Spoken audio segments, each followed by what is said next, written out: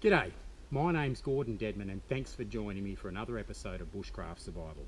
Today we're in Mora, Sweden, in northern Sweden.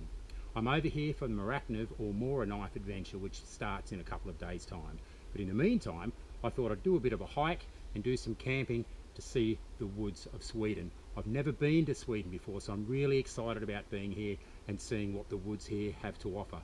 Behind me we've got a beautiful lake which I can't wait to throw a line in and see what is in there, and about 400 metres in this direction we have a river as well, so between the two hopefully we'll be able to get a couple of fish. I'm going to get a shelter set up and a fire going and have a really nice camp for a couple of days and just enjoy being in the woods here. So come along and I hope you enjoy it.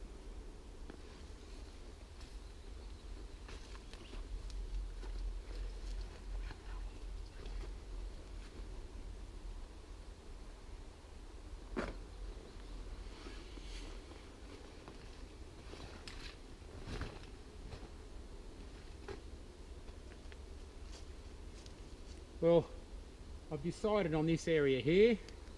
Hey, we're not too far from the lake, but it's a little bit higher than the lake, and the reason for that, why I've chosen this area, is because cold air sinks and it gets getting down to about 5 degrees at night. So I want to localise, the localised low spot is down there, so that cold air is going to sink and fall down there. So I don't want to be down there because it's going to be a little bit, it's substantially cooler. So this is a higher bit of ground. So it's actually going to be, it feels nice, it's going to be a little bit warmer. Checked above for deadfall, nothing that can fall down. We're in pretty much a pine forest here. There's a few birch trees around and we're going to be utilising those for a few things. And nice and flat, and it's got a really nice feel about it. So I'm looking forward to it, it's going to be great. I've got something I can make turn into like a seat over here. So I'm looking forward to getting stuck into it and making this home.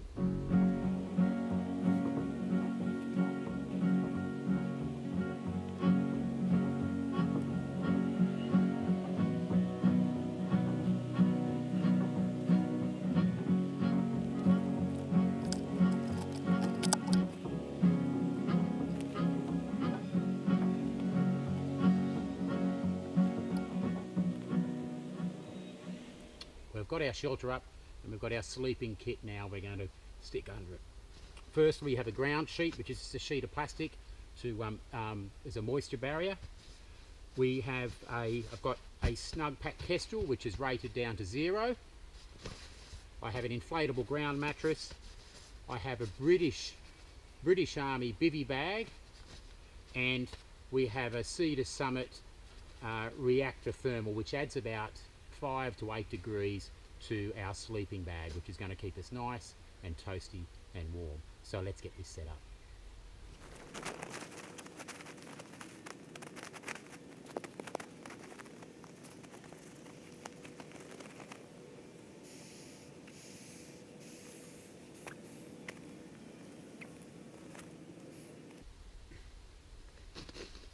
Very important that in cold climates you have some sort of insulation underneath you. You could have the best sleeping bag in the world, but if you don't have insulation underneath you, you're going to lose heat from your body through to the cold ground through conduction. So whether it's a man-made device or a natural shelter, you need to have some form of insulation underneath you. So in this environment, a inflatable sleeping mat is great. A closed cell mattress would be just as good. It's just what I happen to have with me.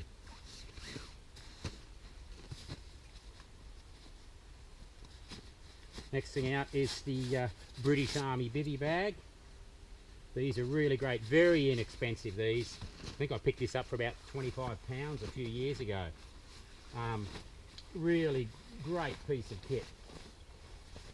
And you know, nice and wide so you can fit many things, you know, sleeping bag inside it, because what I want to do is put my mat inside the bivvy bag. So my sleeping mat goes inside it, and that way I don't roll off it.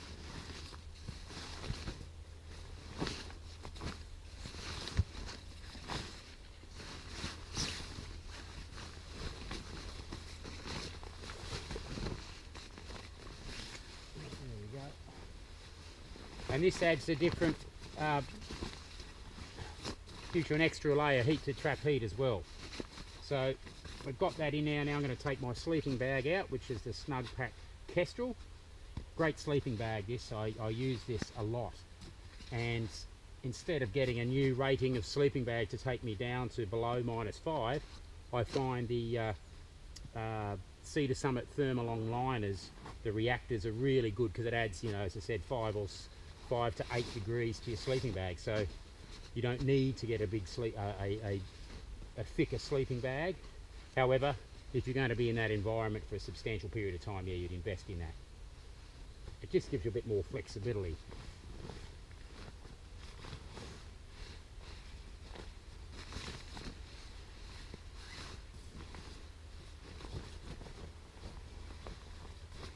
Don't have to worry about snakes or spiders here crawling in, not like in Australia. So it doesn't have that excitement. So it's a bit more sedate in that way. And I'll get this out tonight. Actually, I might as well get it out now so you can see what it is. Now, because we're up in the north, it's going to be twilight till about 11 o'clock tonight, something like that. I got in off the plane yesterday and it took me a while to try and get some sleep, even though I hadn't slept in over 35 hours. So this is literally just adds a few degrees to your sleeping bag, but it also keeps it clean. Really, really good piece of kit this, and it weighs nothing. So I'll put that in there and I'll jump into that later.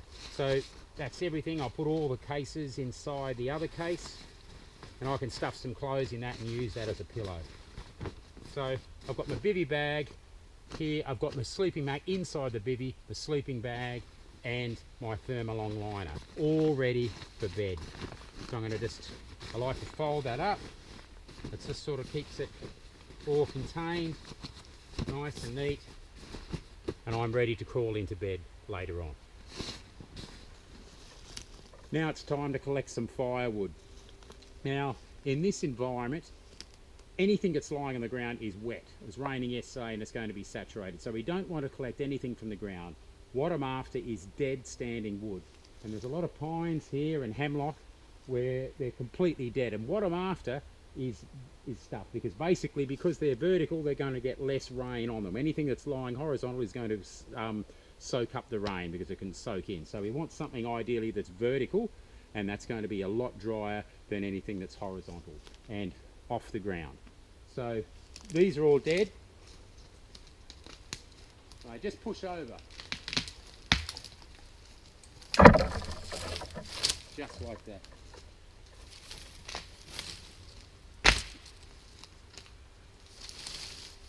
Instead of using my saw, all I need to do is just put that in between two trees that are close together. And whoop, there's another one that has fallen out, it's nice and dead. That was what I was going to get next. And just breaks off like that. So there's no need to blunten your tools. Simply like that. Just using leverage.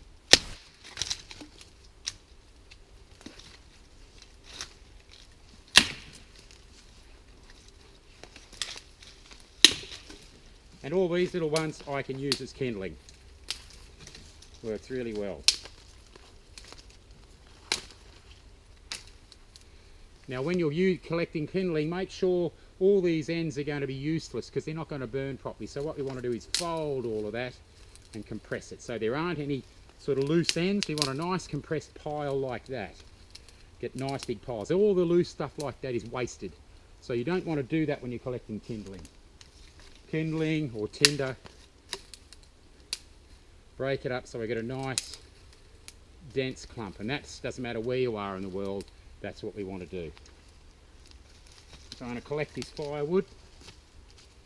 I'm going to probably spend a good amount of time collecting a lot of wood because I want a big pile. Generally speaking, whatever amount of wood you think you need for the night, it's about 4 or 5 times that. The colder it is, the greater the amount of wood.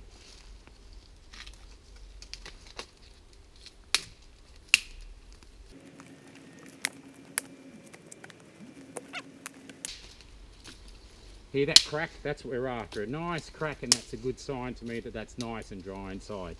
Anything that's off the ground won't crack like that. Now these, once again, grabbing, folding, getting that condensed bundle like that, and that will burn.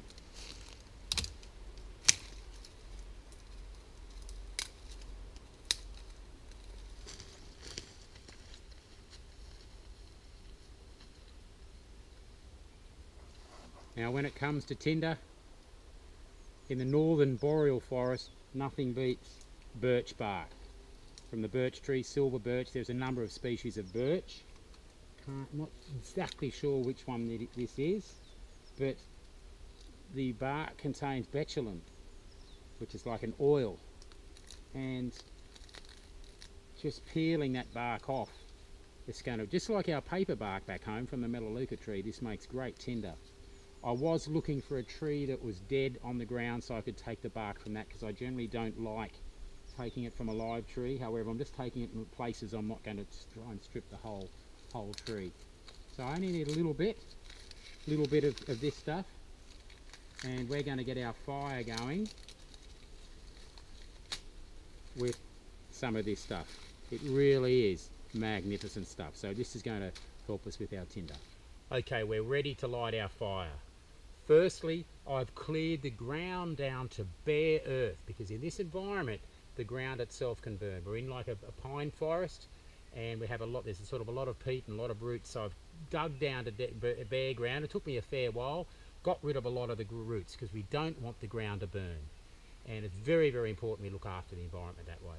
We've got a lake over there so we can extinguish the fire if need be, and I've got some water on standby, but we shouldn't have a problem. I've had good preparation, so we're looking after the ground. So dig down to the ground, bare earth. I've got my platform as always, which is going to create a moisture barrier to stop the cold, damp earth sucking energy away from the fire, which in this environment is absolutely crucial. It's the difference between success and failure in fire lighting.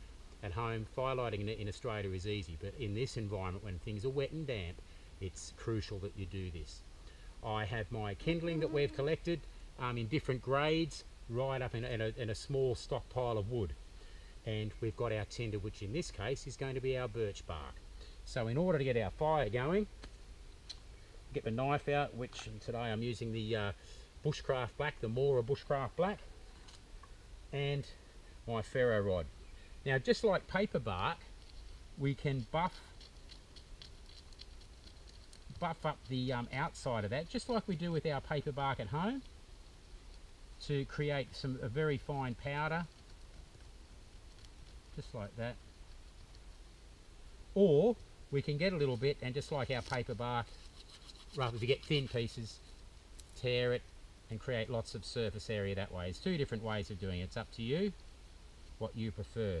All I'm going to do now is instead of using our gross movement of pulling back our ferro rod, I'm just going to use our thumb and the other control movement in order to put a spark into our tinder bundle.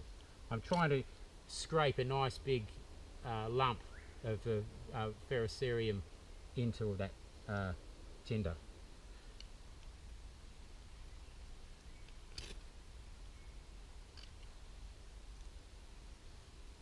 Now this wants to curl up, so I've got to, there we go, put my knife away, my tools away. Right, that's away it goes. Put a little bit more on that. And that's away. Now I'll get my different grades of kindling, as always. Leave a bit of air in there just so that catches. You can see the ferocity that's burning with. That's the betulin, the oil inside the bark. Amazing stuff. Flames come through the top. I then add my next layer and we're away. I've got lots and lots. You can never have too much kindling. So we want, of course, the harder it is, the greater the need for fire, the harder it is to light it. So you must give yourself the best chance by having lots of kindling. Flames come through the top. I add my next layer. And that's loads. smells. Very different smell than what we smell at home, but it's beautiful. And I can, these little bits of pine, I can smell the resin in it. It's a wonderful smell. Now I'll get my next layer, and as always, I'm going to go around in teepee fashion.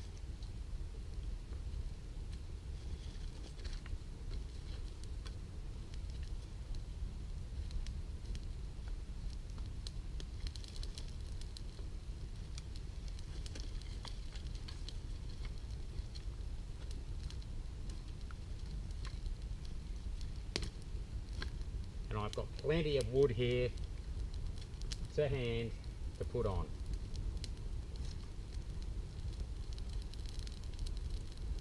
The fire should be your biggest when you first start, but this will burn down to a nice manageable size. I mean, we don't need a big fire, you only need big fires to keep you warm when it's very, very cold. Most people have fires that are way, way too big. So that's fine. Now I can go and do other things, and I know this is not going to go out.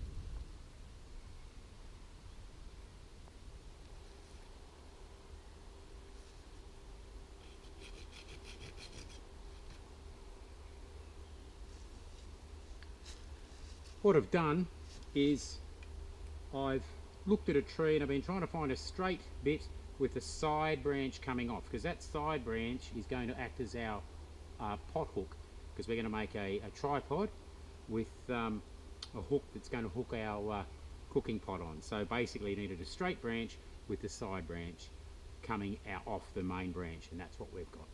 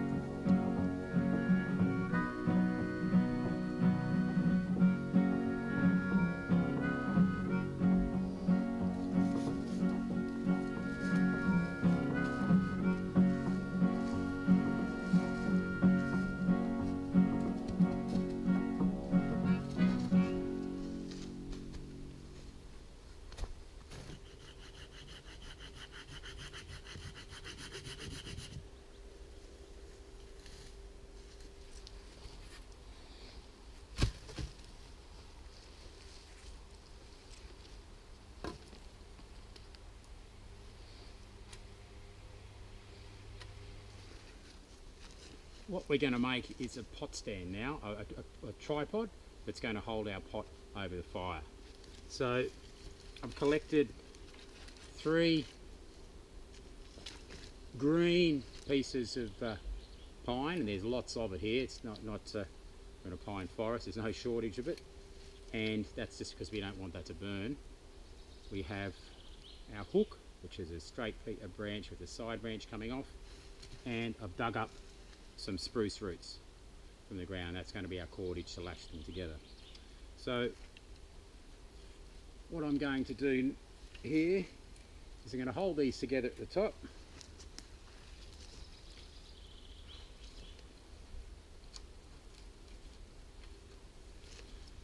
and I've got a couple of bits of spruce root.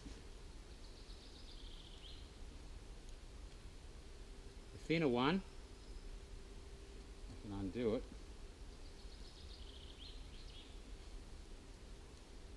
I'm going to tie those even at the bottom.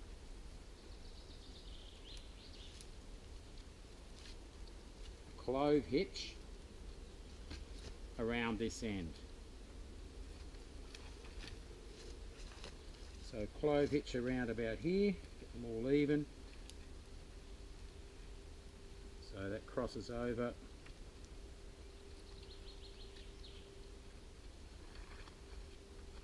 And back under itself. It's a good starting knot, clove hitch, for all sorts of lashes.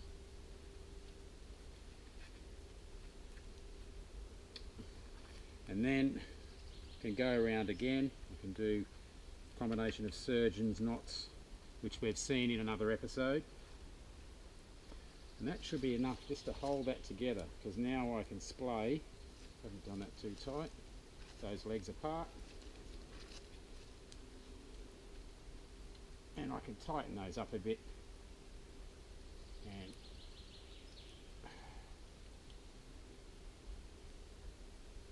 wrap them around. Surgeon's knots are great as well. It's simply the first part of a shoelace, and it's effectively the same thing as a clove hitch, because you're just crossing another one under the other and you're constantly changing, doing that, tucking in any excess.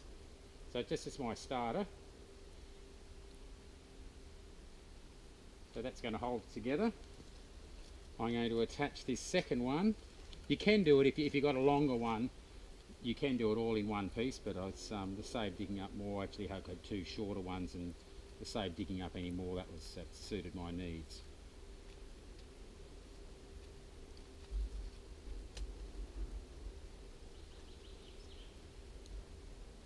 Undo the knot that I did up. Right, there we go. So what I'm going to do with this other end, I'm going to tie a clove hitch onto this end and then a half hitch further up. So clove hitch is going to go here once again, so over itself. You can see what I'm doing. Over itself, then this one comes back and then under itself. So over, under.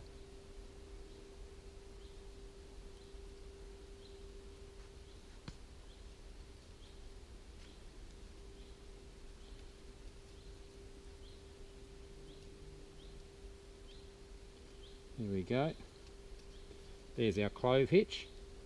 And this one I'm going to take up here, and I'm just going to do a half hitch, and that's going to lock that off. There.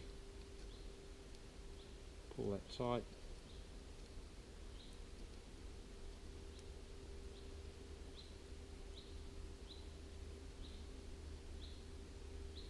Like that. And that's going to hang like that. So I've got 2 points where that's holding that, and once again that can't come up there because yes, I've got we've got like a second point there. We've got a clove hitch and a half hitch, and I just roughly get my height. It's going to hang about there, and from there I'm going to do the same thing. I'm going to do a clove hitch from the side. Gotta make it a little bit longer. Once again, over itself, back around and under itself.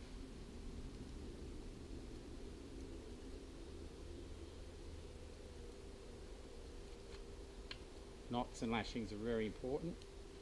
Always sticking up any excess. And then what we're going to do, I'm then with this one, we're going to go over the top,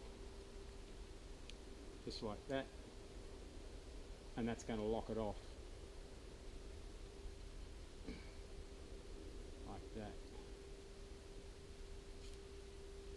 There we go. And if I need to, I might have to go around again, which I will. So we'll do that, we'll come over again, which is also going to add a bit of stability to our lashing here, which is what it is. Probably a little bit high now, which it is, but that's okay because I can adjust the legs to go out wider to make that lower, like that. And how that works is we take our cooking vessel,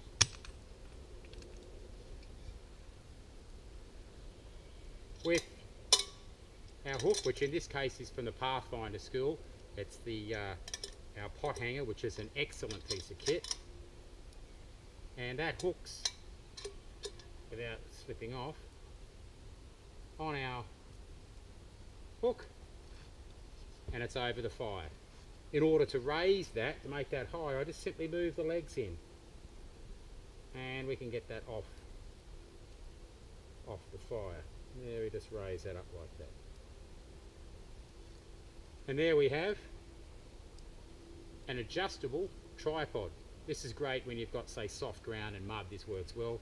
We could have just done a simple, our usual pot hanger, but this is all bushcraft. It's making things that you from what you find around you, and it's quite a nice, elegant way of coming up with a solution to boil your water. And speaking of water, we're going to go down to the lake now and get some water out of the lake so we can come back and we've got a stockpile of water that we can purify, because we're going to purify it through boiling.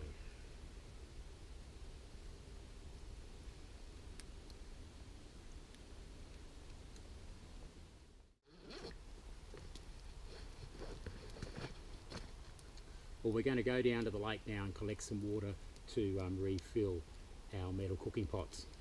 And you should always treat all water as suspect, even if it is clear. And we're going to coarse filter it through our millbank bag, and we'll probably collect it in one of these collapsible buckets, and we'll bring it back up here. Then we can boil it over the fire, and boiling is the best way to get rid of all waterborne pathogens, except chemical pollutants. Boiling will not get rid of chemical pollutants, but all the waterways around here are absolutely pristine. They're beautiful. So I very much doubt whether you're going to have any pollutants here, because they really look after the environment here in Sweden. So we'll go and do that. So we'll hook in.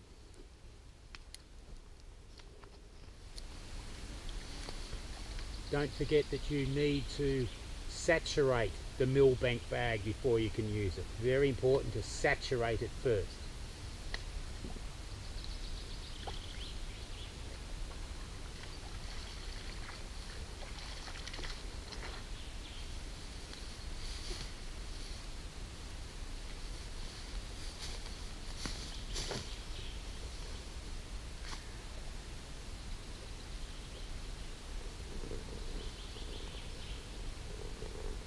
These millbank bags are really, really good. I saturated the bag first, then filled it right up to the top, and then once the water dropped below this line, we then put the bucket underneath. So this is coarse filtering. This is getting rid of any sort of particulate matter. There's not a lot in here. It's pretty, I could probably get away with not doing it all, but it's just good to go through the process. But if there's any sort of turbidity, cloudiness, dirt, that sort of thing, this does a great job of getting rid of that. Then we can take it up and boil our water, and boiling will get rid of 99% of waterborne pathogens, particularly Giardia and Cryptosporidium. They're the nasty ones. But it works really well. These are going out of production now. The Australian Army, there's still, you can still get them, but not a lot of people use them, sadly. Very simple piece of kit, and I don't know why we don't. There's a guy in England that's making these again, using the old specifications of the old cloth that was made, and his name is Rupert Brown. You can get them through his site, and they're very, very good. So that's the millbank bag. Once this is filled up, I have another collapsible bucket which I'll keep adding water to this, and once this is filled up, we'll take it back to camp, and we've got a good amount of water that we can use to boil for our needs tonight.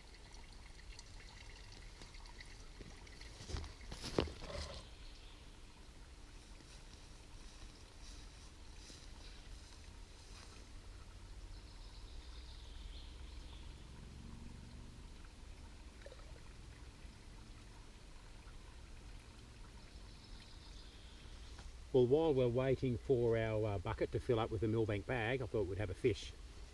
So my fishing kit that I brought with me is my collapsible Shimano rod, and we might get that out tomorrow actually and set that up. But what I thought we'd do is just try a couple of lures that I got today in Mora, and just use my hand line. I usually use as my preferred method of fishing, using a hand line, and I would prefer sort of using you know, bait for that, and using set lines. I always have a lot of success that way. And I'm just going to try a couple of lures we got today and see how they've been told there's even trout in some of these lakes. But if we don't get anything in here, we can go over to the river over there, and they might have a better chance there. But these are great, these little kits, and pretty much it all fits in here. A couple of little boxes of lures and sinkers and so forth.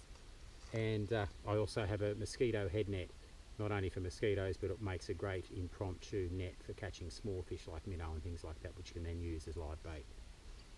So I'm going to put one of these lures on. Let's see, what have we got?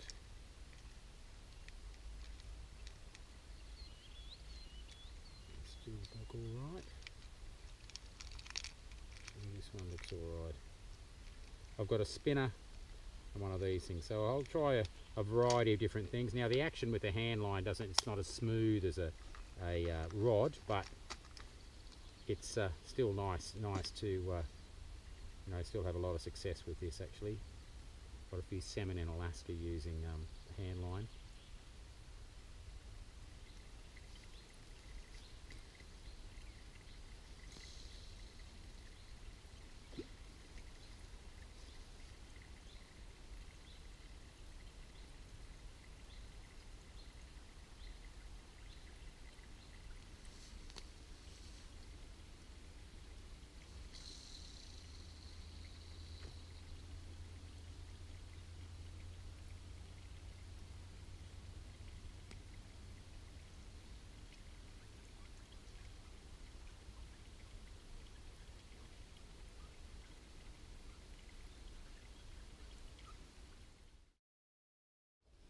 Well, I stuck the kettle on the boil and it's boiling away beautifully there, so I'm just going to take that off now.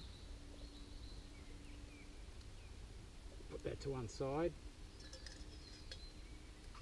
I always make sure that with this tripod you actually put the hook stick up over one of the legs, because we don't want the our cordage, which in this case is the spruce roots, to be drying out, so we want to get that away from the flames, so we're out away from the heat. So I thought we'd start off with a cup of tea. So brought my brew kit along. I'm getting smoked out here. Oh. As long as you're not. Oh.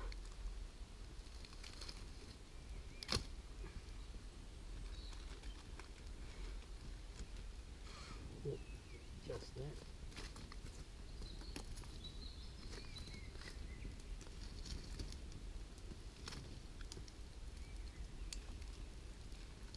More heat, hopefully they get rid of the smoke.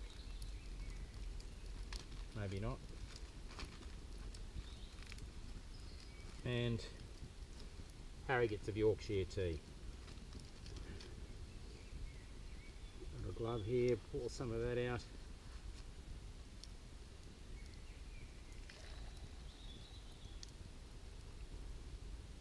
There's fresh lake water in this cup of tea. A bit more of it.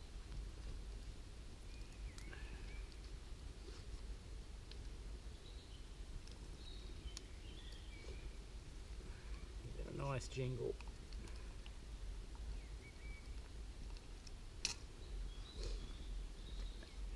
And for powdered milk, I actually bought this in the shop today, at a hiking shop in Sweden, Mora, and it's actually powdered milk to go, which is pretty cool actually. So I'm going to try this in the tea. And also got for our dinner tonight, we have a wilderness stew with rice. So this is a Swedish meals ready to eat, so I'm looking forward to trying that. We didn't get any fish, but we're going to have a fish tomorrow. Wasn't expecting to get into there. I'm pretty sure we'll get have some better luck at the river. So this is a pretty good idea, this. I like this. So I've got some powdered milk. Got 2 teaspoons of that.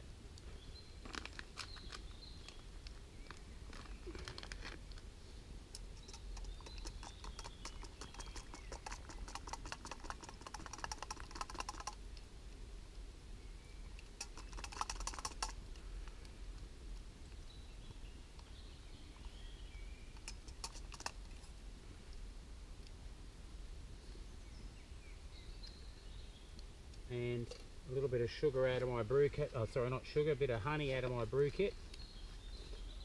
These tubes. And as soon as I finish this cup of tea, I'm going to stick some of this wilderness stew with rice That's in there. Looking forward, that's going to be really, really nice, I think.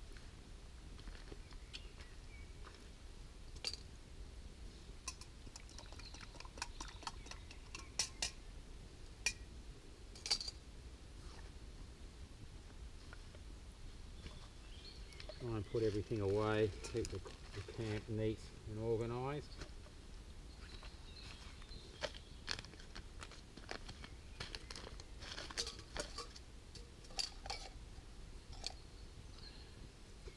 And we'll sit back and enjoy this cup of tea.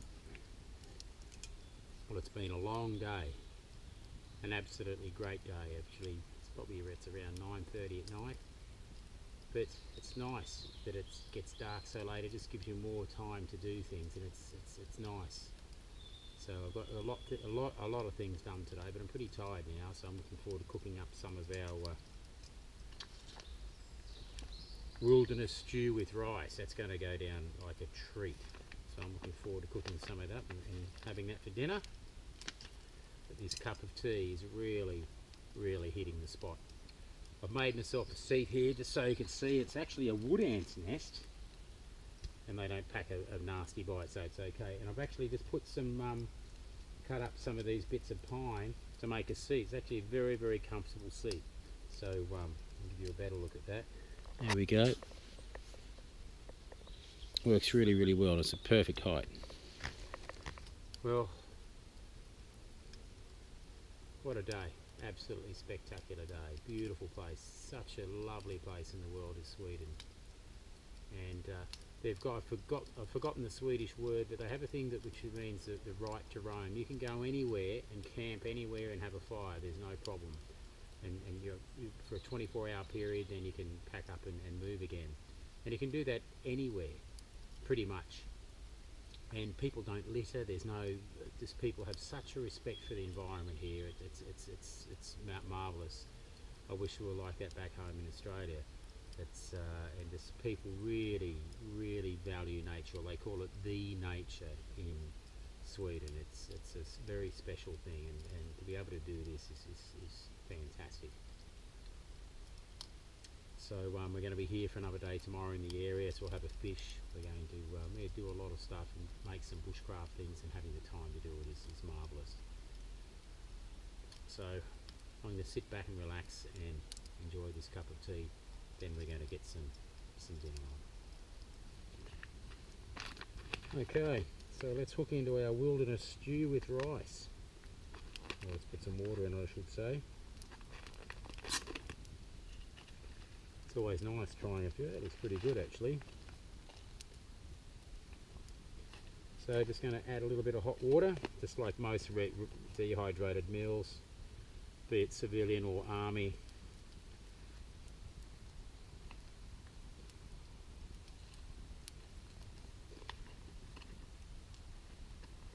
Put some of that in there and let it sit for a bit. Give it a stir.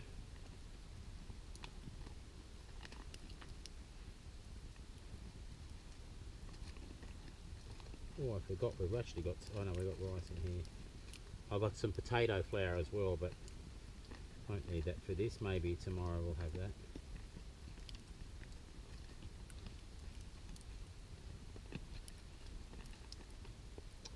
Okay, well, let's let this sit a bit and then we'll hook in. So I didn't actually read how to do this on the back. A, because they're pretty similar all around the world, and B, it's in Swedish. Alright, let's have a look at this.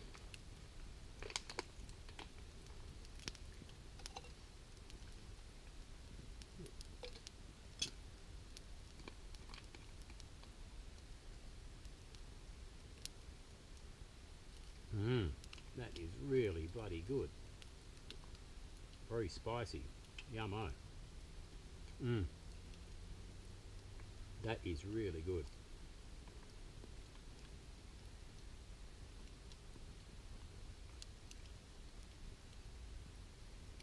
Absolutely delicious.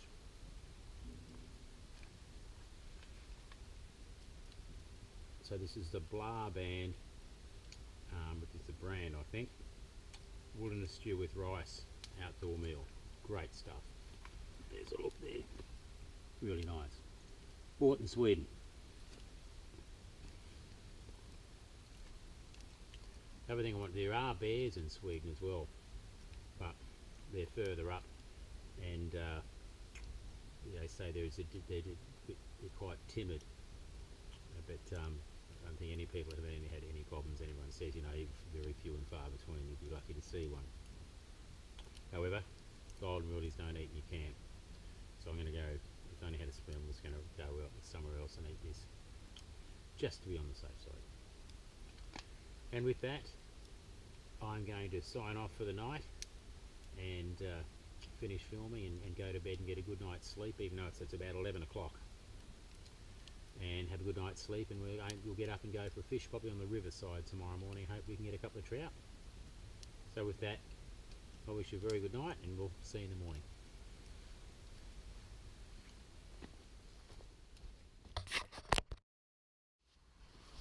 Well, good morning. I've left my clamp over there on the tree, and it's a bit cold to get out of bed, so I'm holding it with my hand. Well, I think I've had a few hours sleep, if that.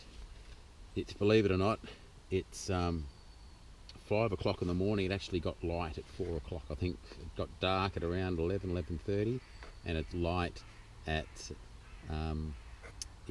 4 o'clock in the morning, and I woke up with the light. So it's a bizarre feeling to have not that much darkness, but that's what you get in the higher latitudes and lower latitudes once you get down low enough in the southern hemisphere. Quite a chilly night, but beautiful. I was toasty and warm in my snug pack kestrel, the thermal longliner, and the British Army bivvy bag. So it actually works really well. So I was just toasty and warm all night, so it was really nice. The odd mosquito this morning, strangely enough, but yeah, when I did sleep, I actually slept well.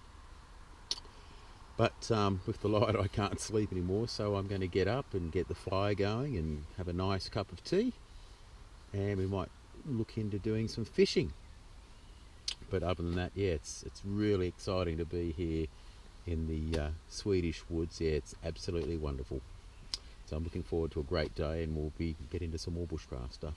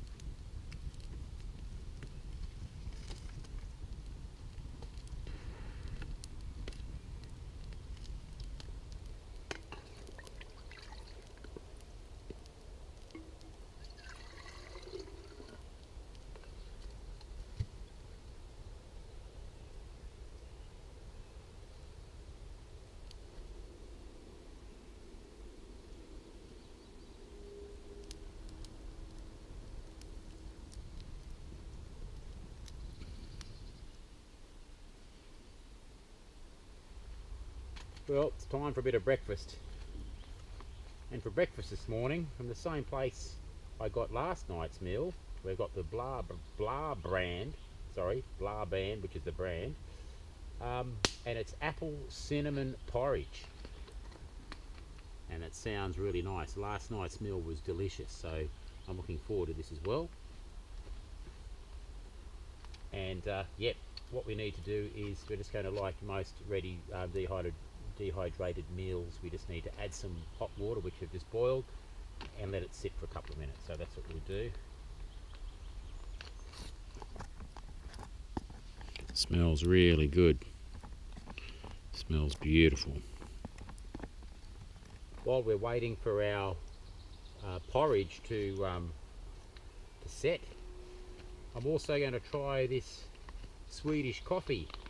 It's actually Brazilian coffee, but brought in Sweden, and all we need to do is add some hot water to this and it brews in the packet. So this looks really, really good. Never seen these before. I'm not actually a huge coffee drinker. I prefer my tea.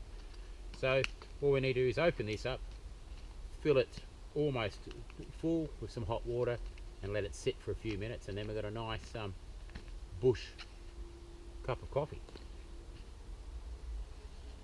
Oh, it smells really, really good. If you had smell-o-vision, you'd enjoy this. It's actually a bit fancy for me, all this stuff, but it's a very short day hike or 2-day hike into the woods, and when you've got a bit of equipment to try out and things like that, you sort of want to travel as lightly as possible. But hoping we can get some fish later on when we go for a fish, and take something from the land, which beats store-bought equipment and food, hands down.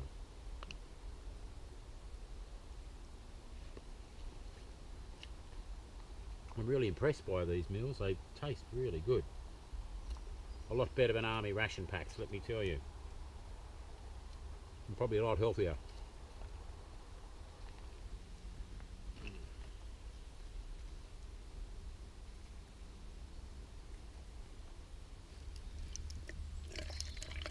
Oh, that smells really good.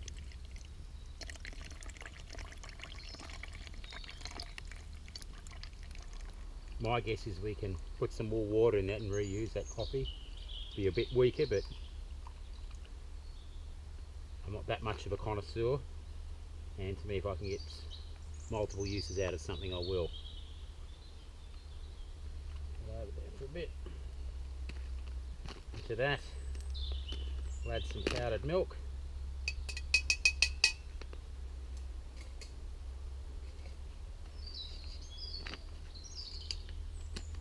Powdered milk is great stuff. I use it all the time at home. Don't have to worry about keeping it cold. You just have to stir it vigorously and don't make a mess.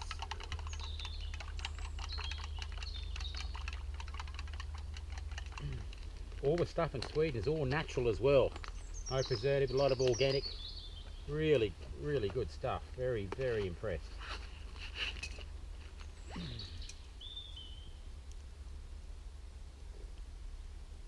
That is delicious. Really, really good. Who would have thought you could have a cup of coffee like that out in the bush?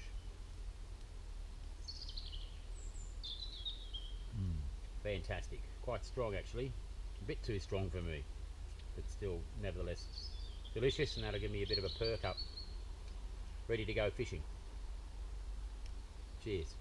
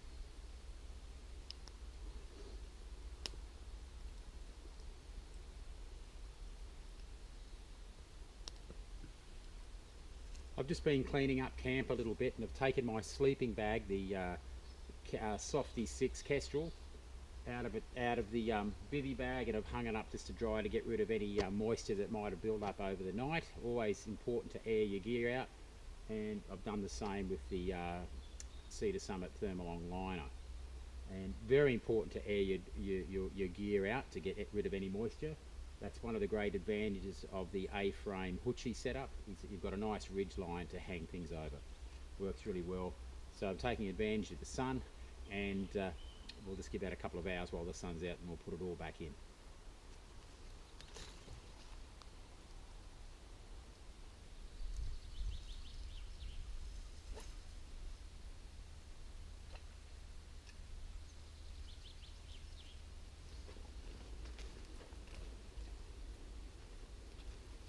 Okay, what we're going to do, we're just going to leave camp and we're going to go over to the river and have a fish and try our luck. I've tried down here a few times. I've tried a few different lures and nothing's taking anything, whether it's the rod or the hand line. So I think we'll go and try our chances in the river. It's probably been fished out there, but who knows. But we'll go and give it a shot in the river and see what happens.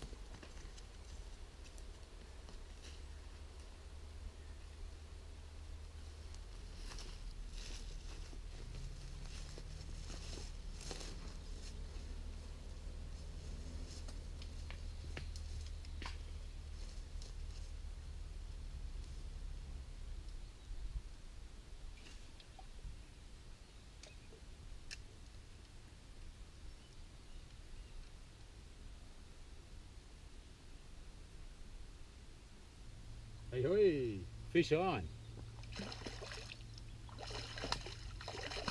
You beauty. Look at that, isn't that fantastic? How is that? You are dinner.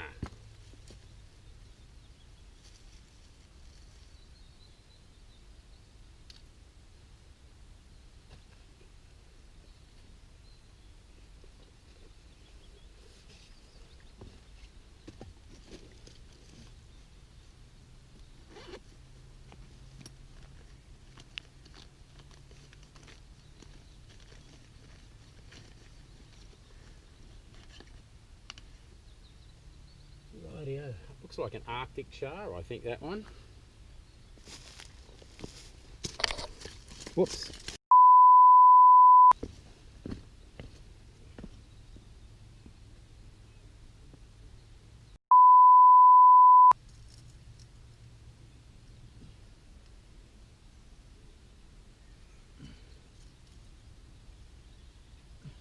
Well, that's the case of the one that got away.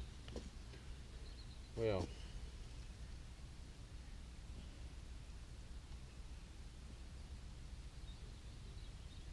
somehow I doubt I'm going to get that chance again. Damn, oh well.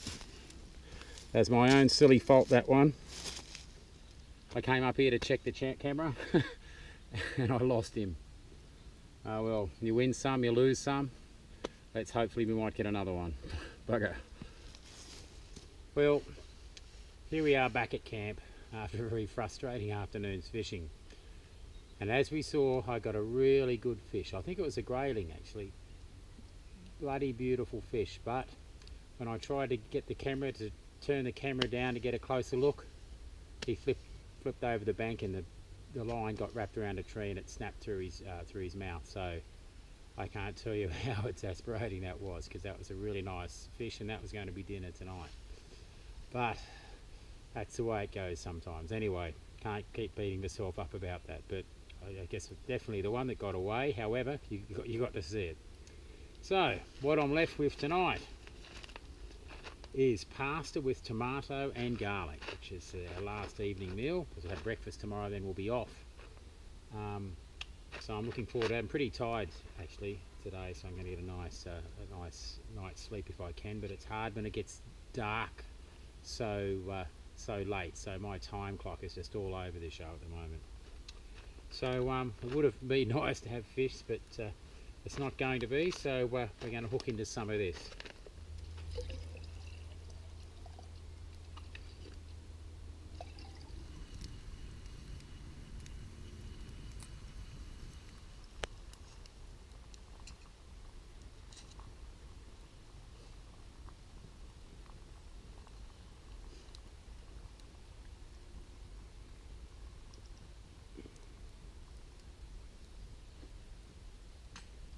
always have to keep the water boiling, so we've got a fresh supply of fresh water, so constantly boiling water, so it's got time to cool. Okay, I made myself a coffee as well. Not that I want to stay awake. These titanium mesh plates made at Alton Goods. Sam does all that stuff. He makes really good hammocks as well. But they're great to put across the fire, across 2 bits of wood. Ultra light, fits in the pack, really, really easy. I mean, as remember, bushcraft isn't about kit, but there are some things that make things a lot easier, and that's like one item that always comes with me everywhere. I'm pretty impressed with it. Very, very light, very simplistic in idea, but it works a treat, and it's often the simple things that are the best. And so you can minimise your kit just to the bare essentials, but that's great. And that's at Alton Goods, and they make good hammocks as well. Okay, I think it's time to hook in for dinner. Well, I thought I'd have a change of scenery tonight and eat my dinner down near the lake. It would be great to have fish instead of this, or add some protein to this, but not to be. I'll leave that alone now. But yeah, it is beautiful. It's just nice to relax and chill. Pretty tired, very tired, and haven't had a lot of sleep of late, and the time change, and also the daylight hours for so long. It's actually 9:30 now already. It's going to be light for another hour at least. So yeah, I generally sleep when it's dark and get up when it's light. So yeah, pretty knackered.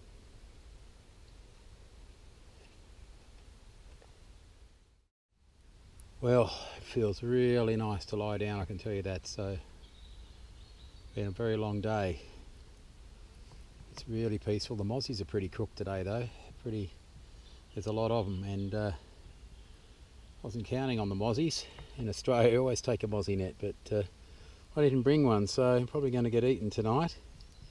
And didn't bring any mosquito repellent either. So bad preparation, but to be honest, I thought it might have been a bit cold for them, but not the case. And they're eating me now, so I'll just have to they'll disappear once it gets a bit cooler, I'd say. Anyway, that's all from me today, and going to get a good night's sleep, and I'll see you in the morning. Well, good morning.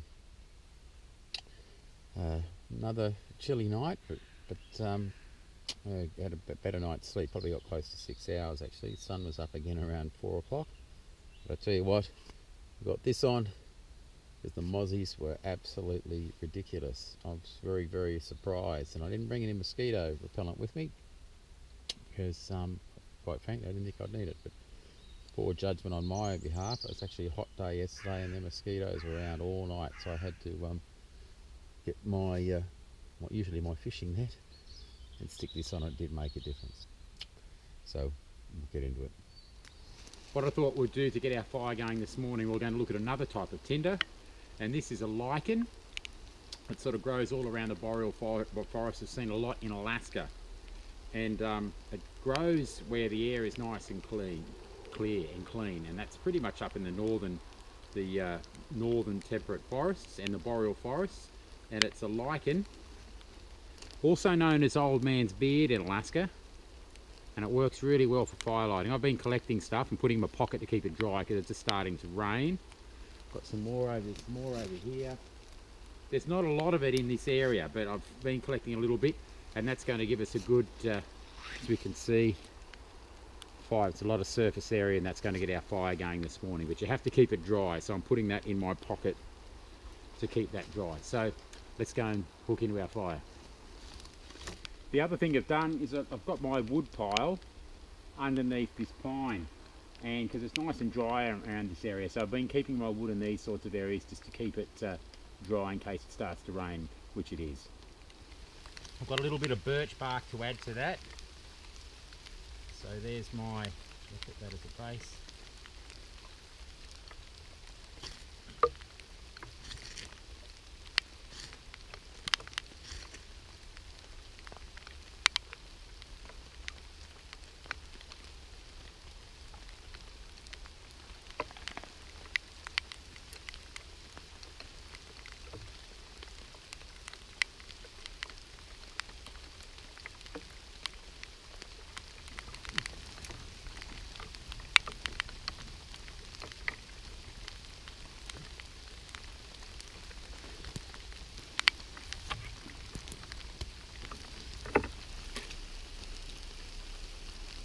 in order to further protect this fire, I've cut down some of these spruce boughs, and that's the other reason I leave my tripod long, so that I can hang things in them. And that's just going to further protect the fire, so it droops, and hopefully it'll drip away from the fire and not on it. And I'll go round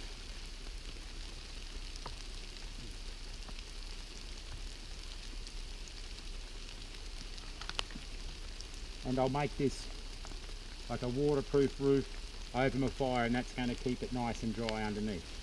So we've got our roof over our fire now, we've got some water on the boil, and we have a nice warm cup of tea. It's just a matter of trying to keep dry.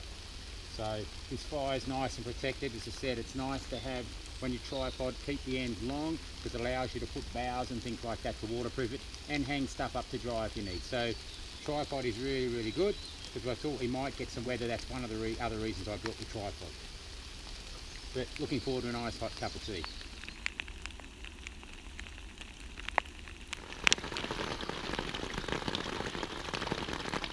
Well, as you can see, it's definitely a bit wet this morning, but it's toasty and dry under here, so yeah, it's pretty nice actually. It's nice being under a tarp and hearing the rain on top of the roof. It's quite a special feeling actually, but just being aware of being keeping warm, because you don't want to be wet and cold, because that's a dangerous combination.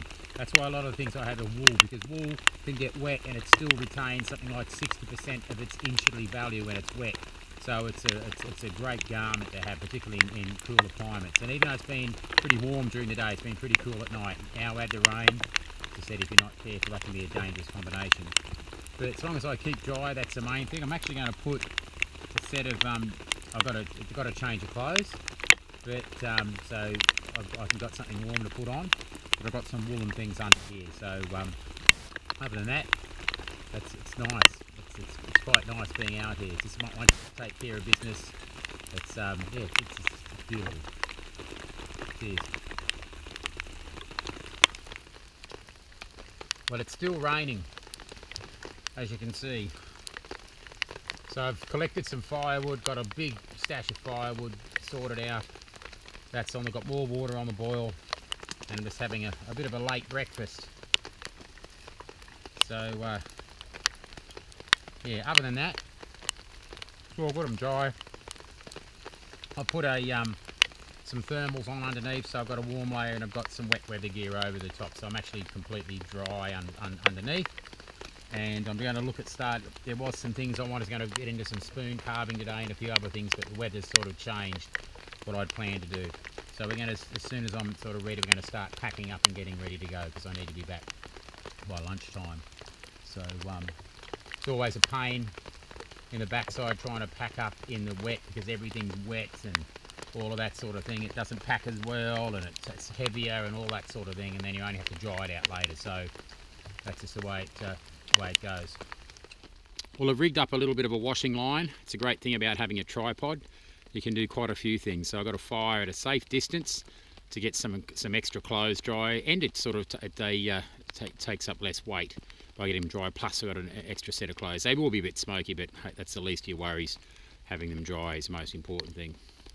And yeah, so tripod's great. Just a bit of paracord tied round the top, and it's actually quite dry under there, and the spruce boughs on top prevent any rain from getting there, so it shields the fire and dries your clothes. Well, the rain's finally stopped, and I'm in the process of drying everything in preparation to pack it all up. So the next couple of minutes I'm going to start packing everything up. Hopefully I can get everything dry. Well, as near as dry as possible. There's nothing worse than packing wet stuff away, then having to take it out to get them dry. So it's a bit of sunshine. I'm trying to get as dry as possible, and also makes it a little bit lighter as well. So we'll crack on with it.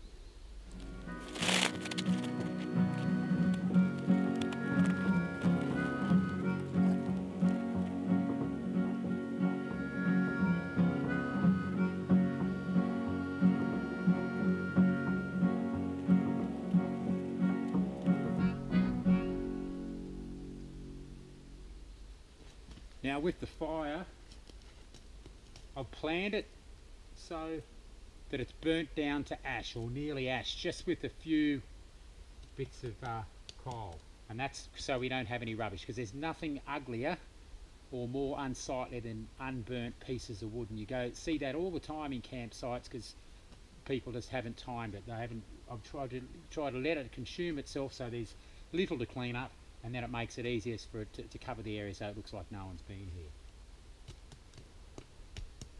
So I've got some water here that I've just gotten straight out of the creek. I should say lake. Of course that's going to go towards the camera.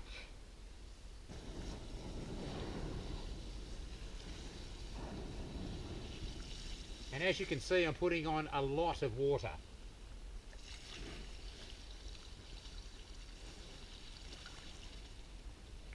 And you can see there's a lot of heat in there.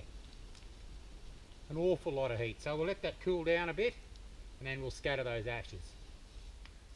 Okay, that's just warm to the touch now. So I'm just going to get some of these ashes, or I should say just the chunky bits, and I'm just going to throw them away.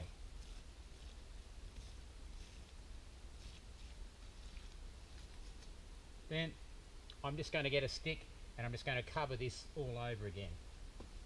Actually,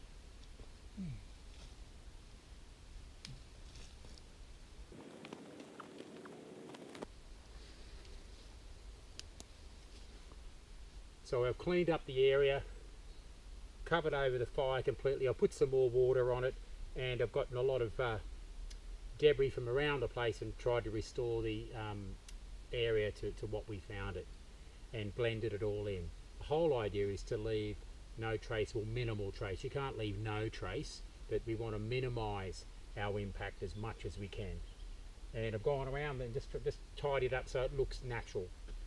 And that's what you need to do. And if you're not prepared to do that and go to that effort to look after the fire, then you really don't deserve to be going into the bush, because all the rules that we're governed by, particularly in Australia, you can't do this, you can't do that, are because people don't know how to take care or are ignorant of the fact of how to look after the environment properly and take care of it so there is no trace. And if everyone did that, we'd probably find that we'd be able to go to a lot more areas than we are. And a lot of the rules exist because people simply don't know how to do the right thing. That's all it is. So if we all practice things like this, all of a sudden we're able to go and roam like you can in Sweden. People can go everywhere in Sweden and camp and light a fire because people look after. They don't litter, they look after the environment, they know what they're doing, and they have respect for the land and everyone else. If we could do that back home, then maybe these sort of rules, or maybe this freedom could be extended to us as well. Well, I hope you've enjoyed this episode in Sweden as much as I have. There's a few more things I would have liked to have done, but the weather put pay to that. But it doesn't matter because I had a great time and I hope you did as well. If you like these videos, please like, share and subscribe to the channel. That way it'll make it more visible and help rekindle bushcraft in Australia. If you'd like to do one of our courses, go to www.bushcraftsurvivalaustralia.com.au. My name's Gordon Dedman, and I look forward to seeing you again on the next episode.